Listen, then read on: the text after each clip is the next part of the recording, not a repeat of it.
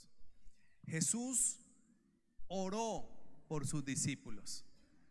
Jesús no solamente tuvo un tiempo para enseñar acerca del reino, sino que también Jesús intercedió por sus discípulos. Y en Romanos dice que Él sigue intercediendo, Romanos 8.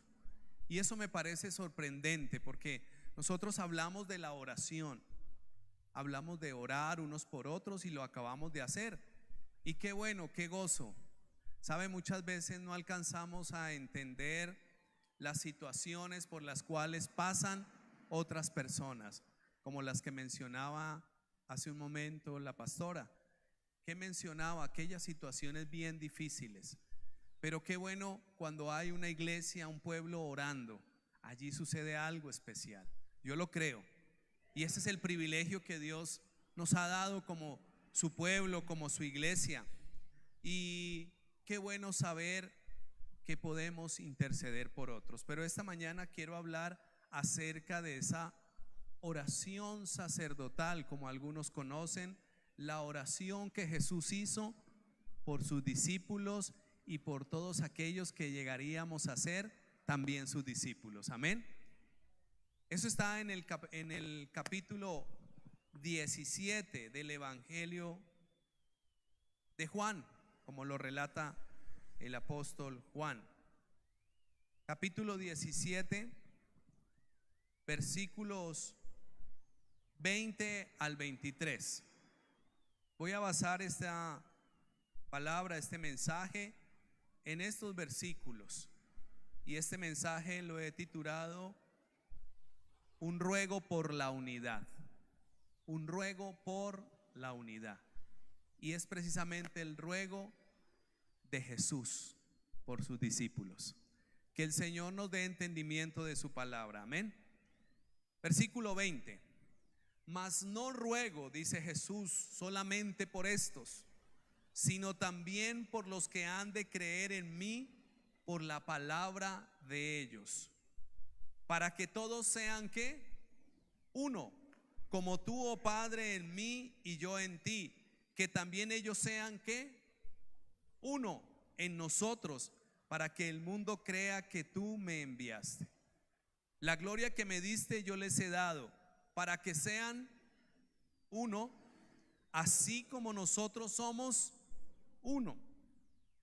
Yo en ellos y tú en mí, para que sean perfectos en unidad, para que el mundo conozca que tú me enviaste y que los has amado a ellos, como también a mí me has amado. Vamos a orar. Padre, gracias por tu palabra, gracias porque esta mañana nos podemos reunir, Señor, aquí en esta casa y también por medio de una conexión digital, y que podemos escuchar tu palabra, que podemos estar reunidos para adorarte, para exaltarte, para compartir, pero también para escuchar tu voz a través de tu palabra.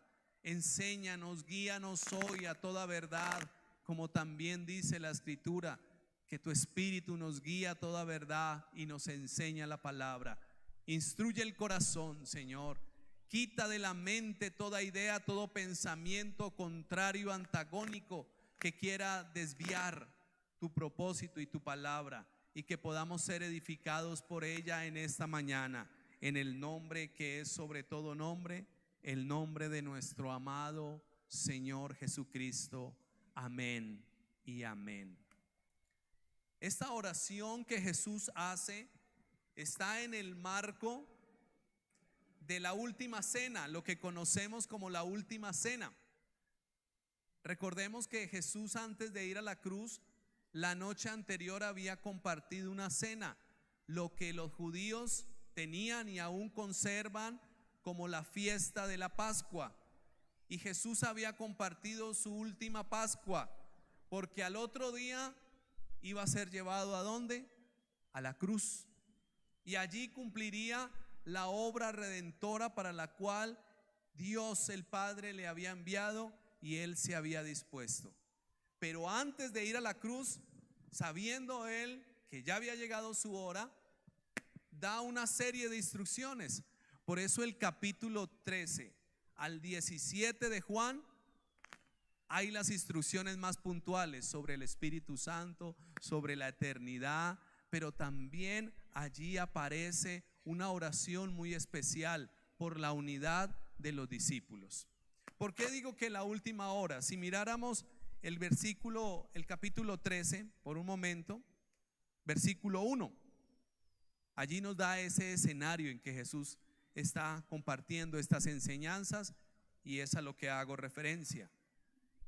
Capítulo 13, versículo 1 de Juan también dice: antes de la fiesta de la Pascua, sabiendo Jesús que su hora había llegado para que pasase de este mundo al Padre, como había amado a los suyos que estaban en el mundo, los amó hasta el fin. Jesús está en esa reunión porque ya había llegado, ¿qué? Su hora. Qué tremendo, me impacta. El mismo Señor Jesús sabía en qué momento iba a ser sacrificado. Capítulo 17 también de Juan. Allí el autor vuelve y remarca lo que Jesús estaba diciéndoles y transmitiéndoles a sus discípulos: ha llegado mi hora. Mire lo que dice el 17.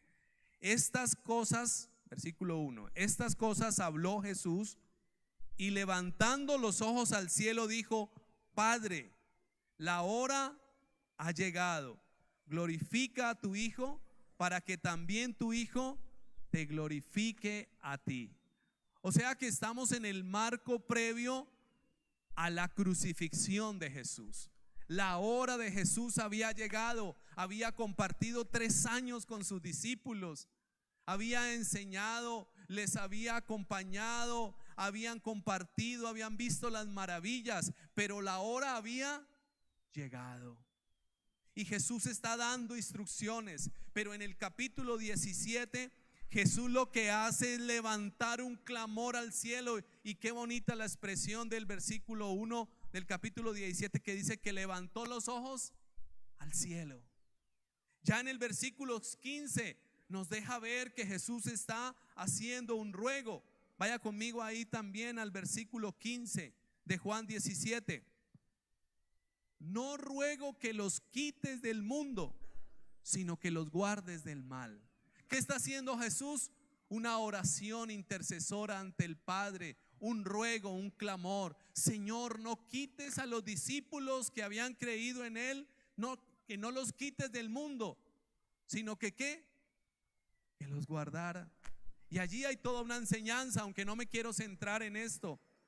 También Jesús habló, versículo 17, que los santificara en tu verdad. Dice: santifícalos en tu verdad, tu palabra es verdad.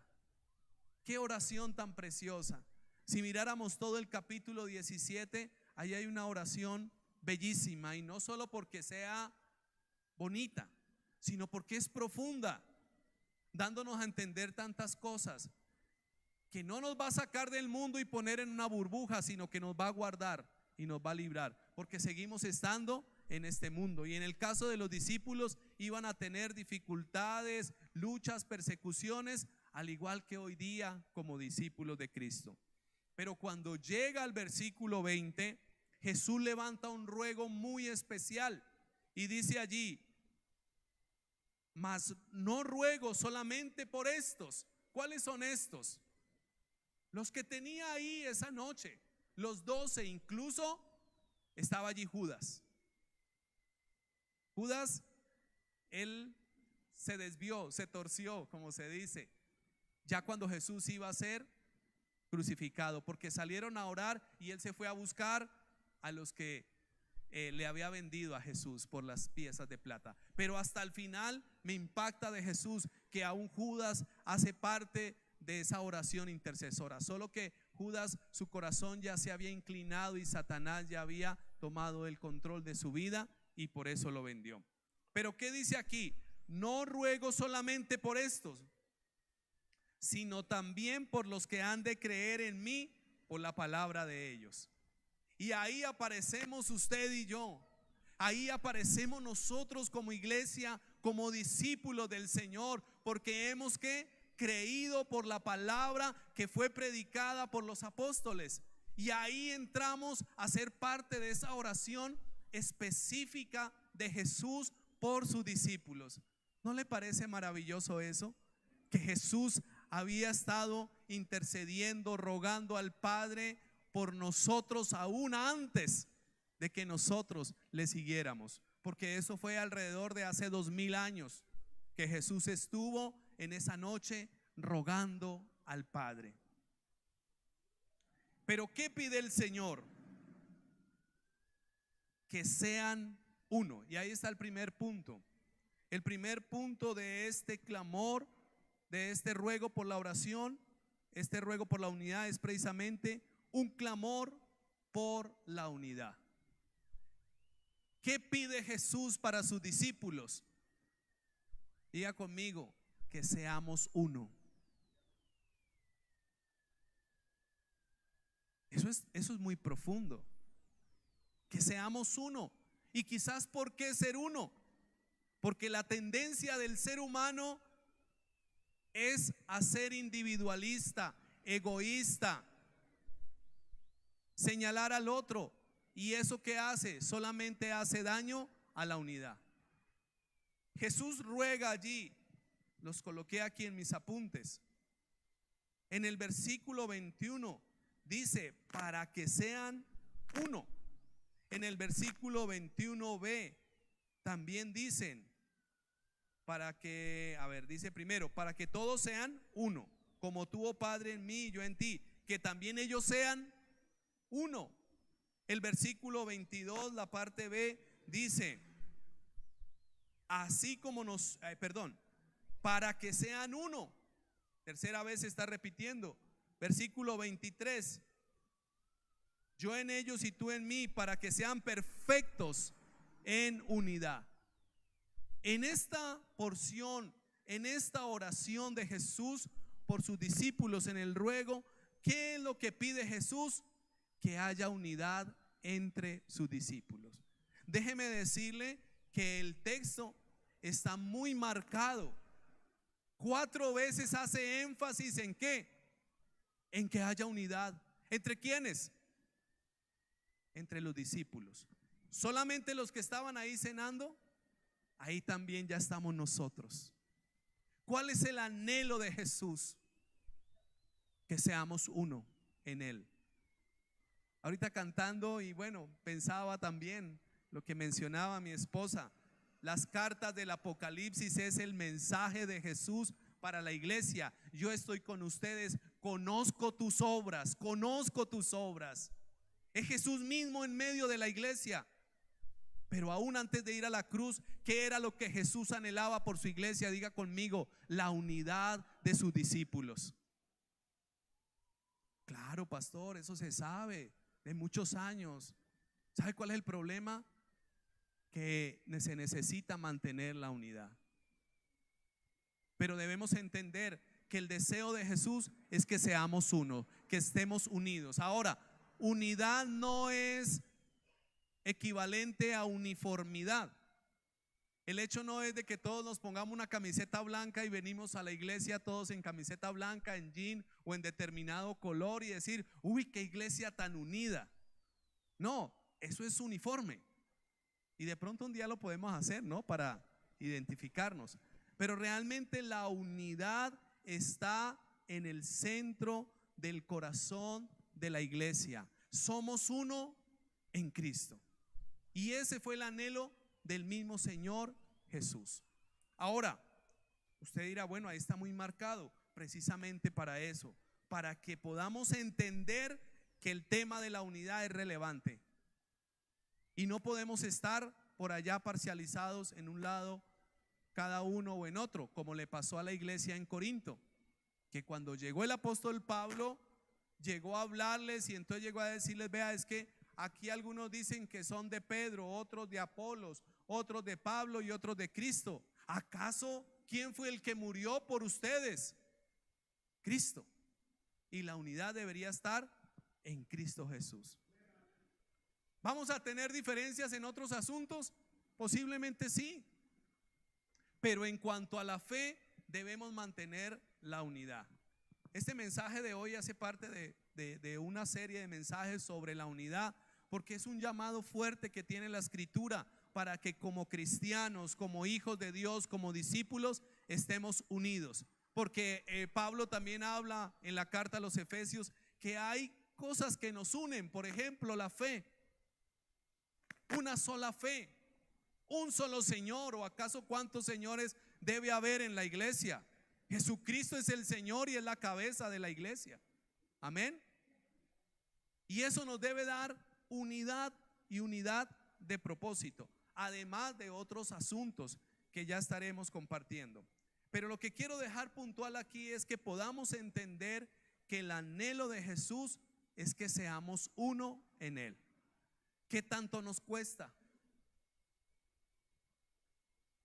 Alguna vez leí un comentario sobre la fe que introdujo la Reforma a la iglesia, y se empezaron a exponer y a decir frases como: la salvación es individual, y en alguna medida hay cierta razón, porque es una decisión personal.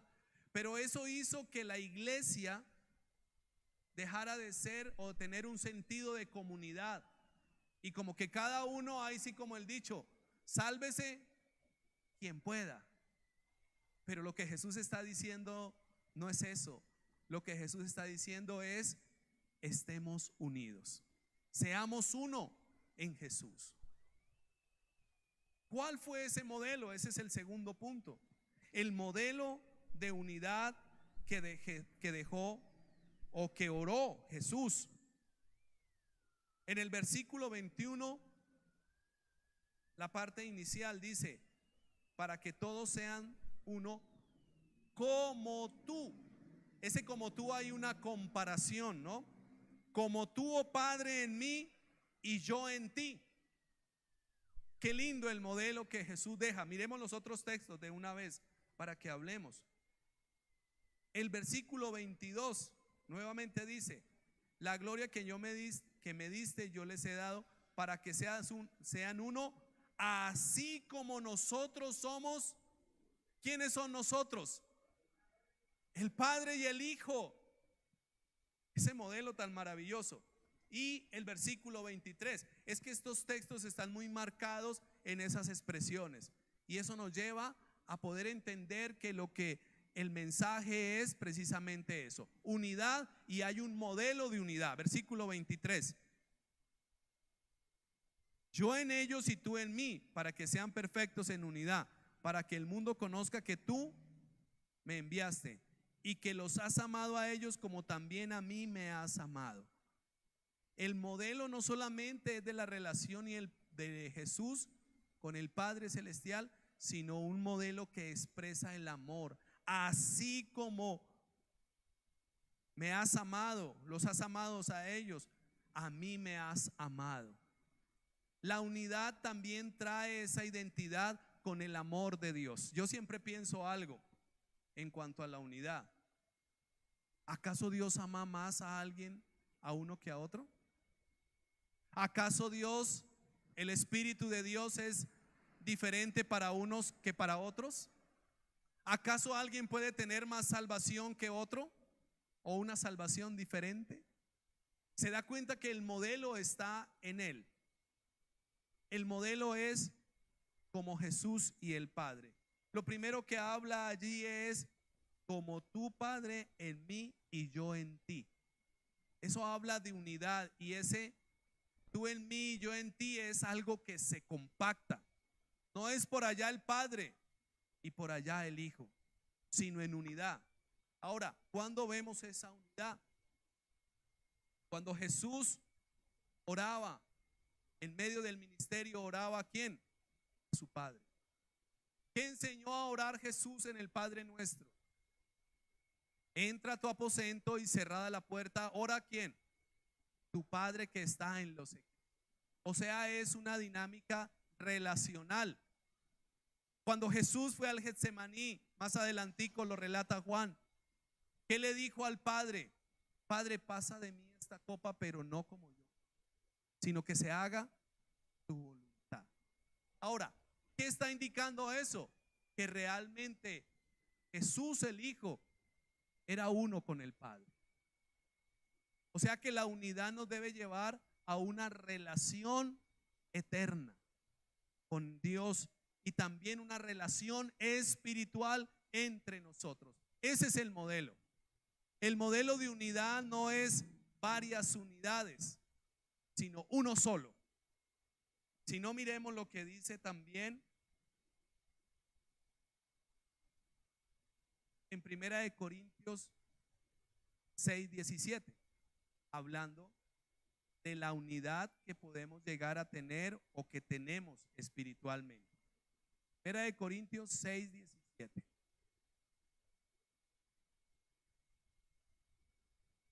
Pero el que se une al Señor, un espíritu es con él. ¿Cuántos? Uno. Cuando estamos unidos al Señor, somos uno con él. Y Jesús, que está hablando también, la unidad como la que Jesús tenía con el Padre, que eran uno. Es interesante esto porque la propuesta ideológica está ahí, seamos uno. ¿Cuál es el problema? Vivirlo. Porque en la práctica, vuelvo al dicho, cada uno por su lado, mire a ver qué hace cada uno, que se salve cada uno. Pero el modelo que Jesús nos está dando es un modelo de relación con el Padre. No podemos apartarnos del Padre y no podemos apartarnos los unos con los otros cuando hablamos de la unidad como iglesia. Amén. Y yo creo que esto el Señor nos tiene que moldear y necesitamos la ayuda de Él a tener más unidad como iglesia. Y más que a tenerla, más que a buscarla, es a mantenerla. Mantener una unidad sólida en el Señor. ¿Cuántas veces nosotros o cuántas veces cada uno dice, ve, yo extrañé a tal hermano que no lo he visto o no lo he visto hace varios días? O hay una de las cosas que me gusta a mí de la reunión del matutino, y es que muchas veces allí hay peticiones de oración. Y en esas peticiones de oración yo digo, ahí estamos llevando en práctica una unidad. Allí las peticiones no es para saber cómo están los unos o los otros, o como se dice popularmente, para chismosear en qué está cada uno. No, ¿está para qué? Para que nos unamos como verdadera iglesia y que podamos juntos acompañarnos. Esa es la práctica. No solamente, sí, somos uno, pero en la práctica, ¿cómo somos? El modelo nos lo da el mismo Señor Jesús. Y es un modelo también basado en el amor. Me encanta el versículo 23 hablando de ese modelo.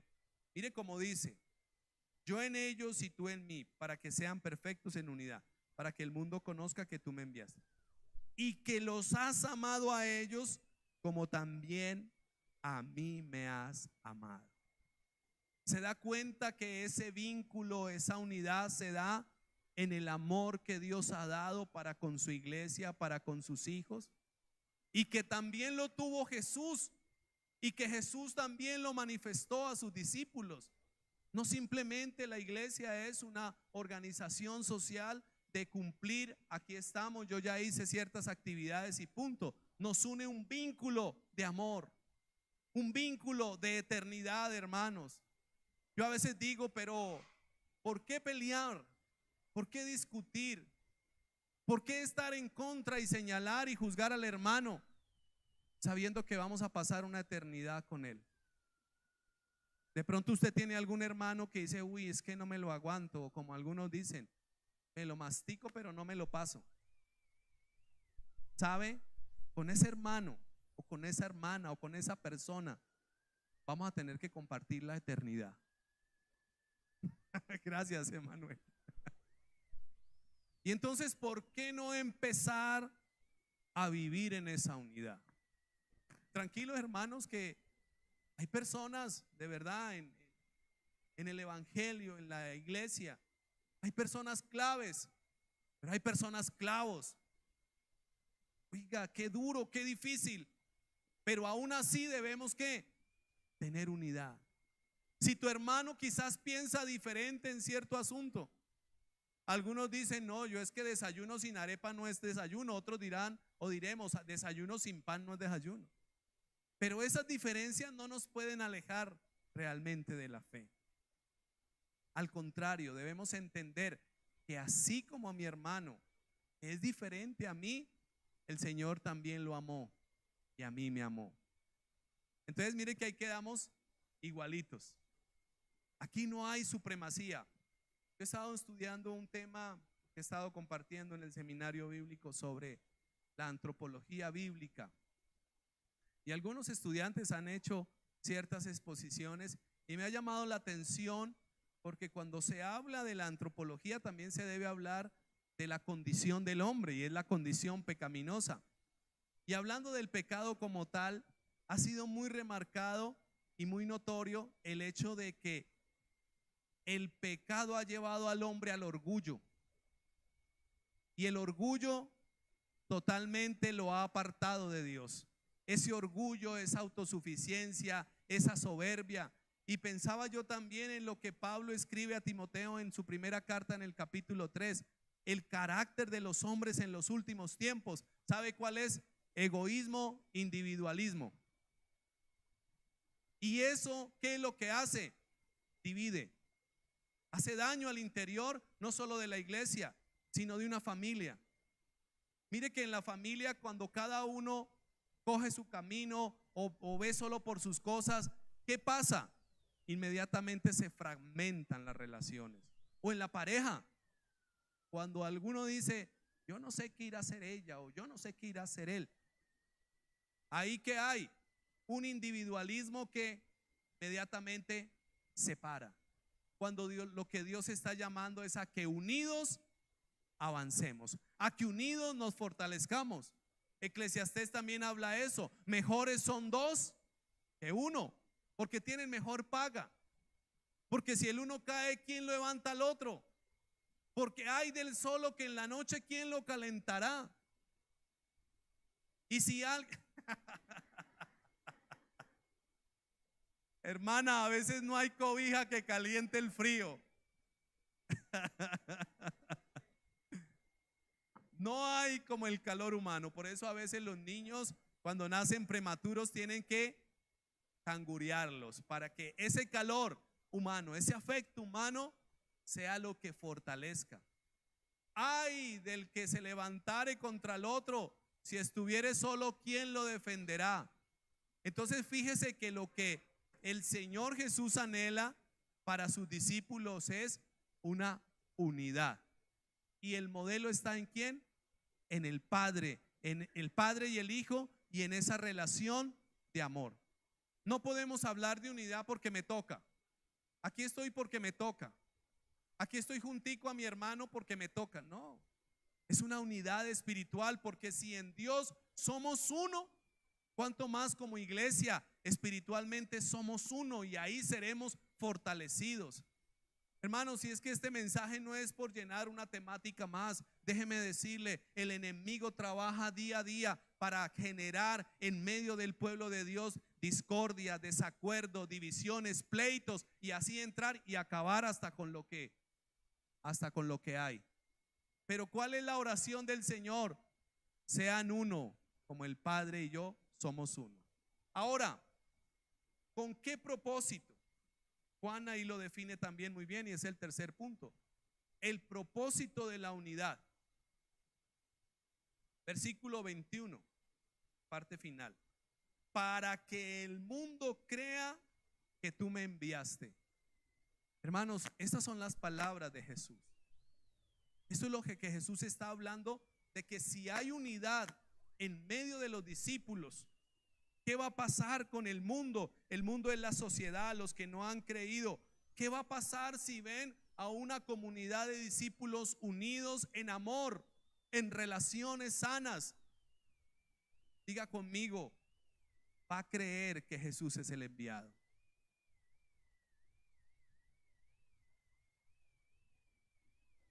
Esto es muy profundo. A veces uno podría pensar, ¿será que sí tiene tanto poder la unidad? Jesús lo está diciendo. Cuando el mundo vea que como iglesia, como discípulos somos uno, ¿qué va a pasar? Va a creer en Jesús. Y más esta sociedad moderna o posmoderna o ultramoderna, yo ya no sé ni en qué sociedad estamos, que está permeada por el individualismo y el egoísmo, pero carece ¿de qué? De un buen modelo de unidad. Dígame si en el corazón de cada persona no anhela tener compañerismo con su familia, tener compañerismo en una sociedad, porque Dios no nos diseñó para estar por allá aislados, ermitaños, solitos por allá en el bosque o en donde sea aparte. No, Dios nos llamó a estar en sociedad. Pero ¿qué ha pasado? No ha habido buenos modelos y aún en la fe a veces se ha presentado en lo contrario. ¿Y sabe cómo, hermanos? Y debemos guardarnos ¿de qué? De comentar, uy, no, es que la iglesia. ¿Quién es la iglesia? Levante la mano y diga, yo soy parte de la iglesia. Así que cuando vaya a comentar algo, piense un momentico, deténgase. O cuando usted comenta, no, es que fulanito, por eso es tan duro. Y Jesús, ¿qué dijo? Oíste que fue dicho, no matarás, pero muchas veces con el comentario a tu hermano lo estás acabando. ¿Y eso qué genera? División. Ah, pastor, o sea que no puedo decirle nada a nadie. Sí, pero en amor, en exhortación, en el deseo de decirle, mira, yo he visto esto, con amor. Pero ¿sabe qué ha pasado muchas veces? El mal testimonio no ha permitido mostrar a Jesús mismo, porque no hay unidad, sino que hay división. Versículo 23 es la misma idea, pero ya utiliza otras palabras Juan. La parte B, para que el mundo conozca que tú me enviaste. ¿Cuál es el propósito de la unidad? De que el mundo crea y de que el mundo conozca que en Jesús hay unidad. Y esto es tremendo, hermanos. Esto trasciende a veces nuestro pensamiento y decimos, bueno, ¿y cómo vivir eso? Pues necesitamos nosotros entender quiénes somos en Cristo y cuál es el deseo de Cristo. Aquí estamos hablando del deseo de Cristo, es la unidad. Y esto traerá como resultado que muchos crean. Que muchos crean al ver una iglesia unida, al ver una comunidad de discípulos unidos, que no, como utilizaría la expresión el apóstol Pablo, que no se muerden. En Gálatas es que dice esto, que pareciera que se mordieran. Y yo digo, pero el escenario de la comunidad, del cuerpo de Cristo, de la iglesia, es un escenario para expresar el amor, para expresar la unidad y no para expresar otras cosas que a la larga hacen daño. Mire lo que le pasó al apóstol Pablo, o lo que el apóstol Pablo le decía a la iglesia de Corintios. Primera de Corintios 1:10. Allí hay un ejemplo de lo que debía corregirse. Y es el llamado también de Pablo a la unidad de la iglesia. Os ruego pues, hermanos, por el nombre de nuestro Señor Jesucristo, que habléis todos una misma cosa y que no haya entre vosotros divisiones, sino que estéis perfectamente ¿qué? Unidos en una misma mente y en un mismo parecer. Y más adelante, ¿qué les dice? Somos uno en Dios, un solo espíritu. ¿Qué es lo que afecta a la unidad? Pues la división, ¿cierto? El hablar lo que no se debe hablar. Y por eso Pablo dice, no hable entre ustedes, sino que más bien mantengan una unidad. De pronto alguno pensará, bueno, ¿y el pastor por qué está predicando esto si yo no he hablado? Ahora, no le estoy señalando a nadie. La Biblia también es preventiva muchas veces, que nos enseña lo que debemos o lo que no debemos hacer antes de, porque si no después es que correctivo. Ahora, si alguno sí ha quizás traspasado el límite y ha comentado, pues también es el llamado a qué, a corregir y a decir, oiga, sí, yo no había pensado en la unidad de la iglesia, yo no había pensado que nos estamos haciendo daños al mismo cuerpo, a nuestro cuerpo, al cuerpo de Cristo. La unidad tiene el propósito de que el mundo crea, de que el mundo conozca, pero también de glorificar a Dios. Vaya conmigo a Romanos 15, 5 y 6. Carta a los Romanos.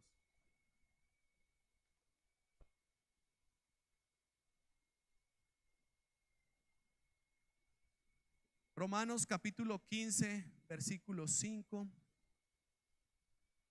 y 6.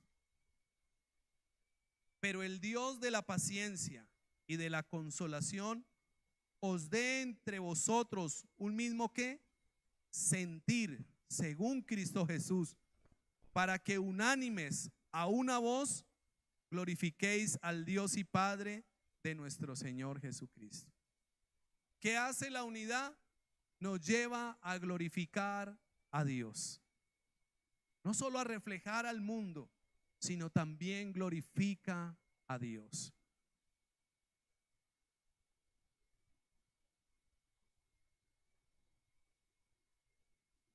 Vuelvo a reiterar, el tema de la unidad no solo es en la iglesia, es en la esencia del discípulo, del creyente.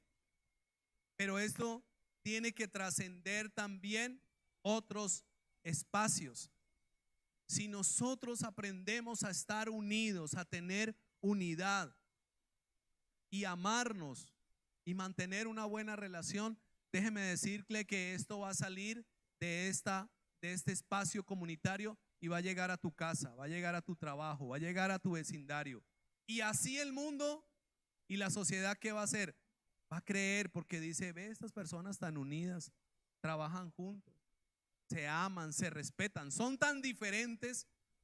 Eso es como en la casa. En la casa, cada uno de nosotros, los 4 que habitamos la casa, mi familia, mi esposa y mis 2 hijos, somos tan diferentes, así como en su casa son diferentes también. Pero hay algo que nos lleva a la unidad, y es el amor, y entender que si mantenemos una vida de unidad, podemos aún ser testimonio para otros, porque eso es lo que pide el Señor, que seamos uno, que estemos unidos y que cerremos brechas, cerremos puertas que le hace daño a la iglesia.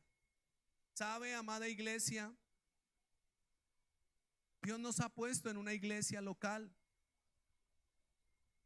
Shalom, iglesia misionera de las Asambleas de Dios, es una iglesia local. Cuando hablo local, es una iglesia de sector, de la comunidad, ¿cierto? Y hacemos parte de la iglesia universal, que está por todo el mundo. Pero la iglesia local, Dios le ha dado una identidad, somos una familia. No solo para hacer el día de la familia y comer bueno, qué rico, pero es para tener una unidad de iglesia. Somos una familia donde podemos nosotros estar juntos, trabajar, seguir reflejando al mundo el amor de Dios, la luz de Dios, y poder cumplir sus propósitos que Él tiene. Así que en la iglesia y en la iglesia local no somos simplemente un número más, una cifra más, somos parte de una familia. Y por eso la Biblia también habla que cuando un miembro del cuerpo se duele, ¿qué pasa? Todo el cuerpo se duele. O como cuando un miembro del cuerpo pues recibe un favor, decimos, es la iglesia del Señor que está siendo bendecida. Esta mañana yo quiero dejar este mensaje en sus corazones.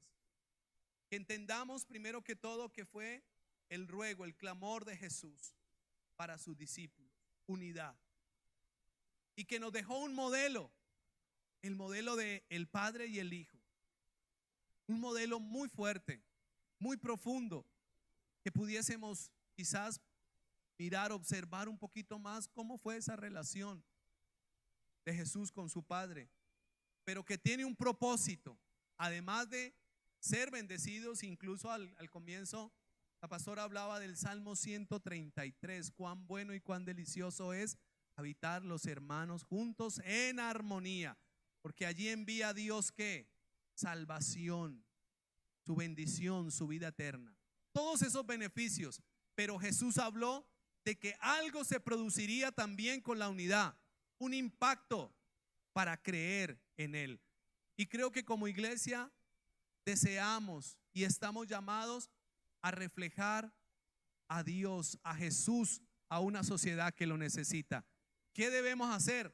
Estar unidos en Cristo Jesús. Amén. Y que podamos nosotros decirle: Señor, yo me identifico contigo, yo soy parte de tu iglesia, yo quiero estar en esa unidad. Y así el mundo creerá, así el mundo conocerá la obra de Jesús, la obra de Dios a través de Jesús. Amén. Le invito a que se coloque de pie. Yo quiero que hagamos algo práctico,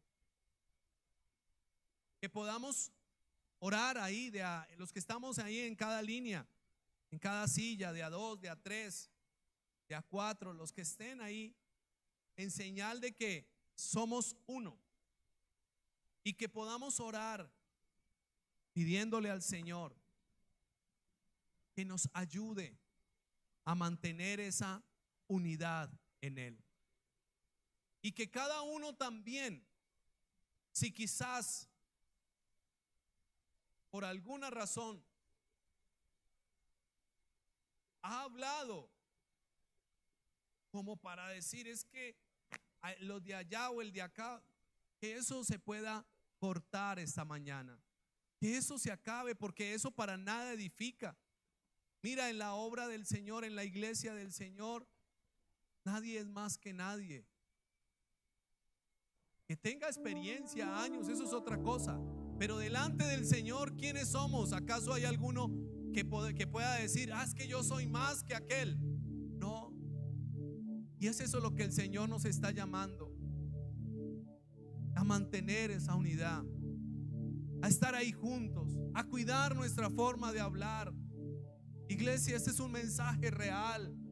El enemigo también quiere entrar y permear y confundir, pero así como Pablo le dijo a la iglesia, no generemos eso, sino más bien vamos a la unidad en Cristo. Y que aún la unidad de la iglesia, la unidad de esta comunidad de creyentes, glorifique a Dios en todo. Padre, en esta mañana te damos gracias. Gracias, Señor, porque tu palabra es muy clara. Tu palabra nos habla acerca del anhelo tuyo, del ruego tuyo, Señor. Tu ruego fue que seamos uno, Señor, que seamos uno en ti, un cuerpo de creyentes, una comunidad de discípulos, Señor, y que podamos estar juntos para reconocer que tú, Señor, eres el que nos ha llamado a vivir una vida de unidad, y que esto, Señor, produzca allí en la sociedad, en el mundo, en el exterior, que produzca una fe para que todos puedan conocerte a ti, Señor.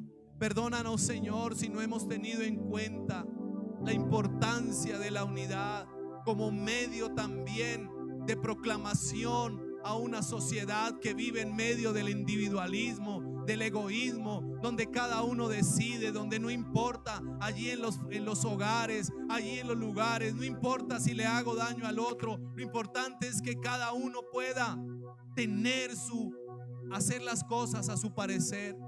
Pero tú nos has llamado, Señor, a que seamos uno, Señor, y a reflejar y a glorificarte. Señor, yo te doy gracias por esta casa, Señor. Gracias porque desde hace 36 años, Señor, que tú fijaste los ojos, que tú tuviste un plan específico de establecer esta casa. Señor, tu plan sigue, Señor, de que seamos luz, de que seamos sal, pero también nos demandas que seamos uno en ti, Señor. Perdona, Señor, perdona si a veces de una manera inconsciente o de una manera desapercibida.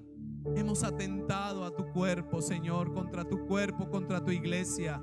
Señor, hoy renuévanos, Señor, y llévanos a la unidad, Señor.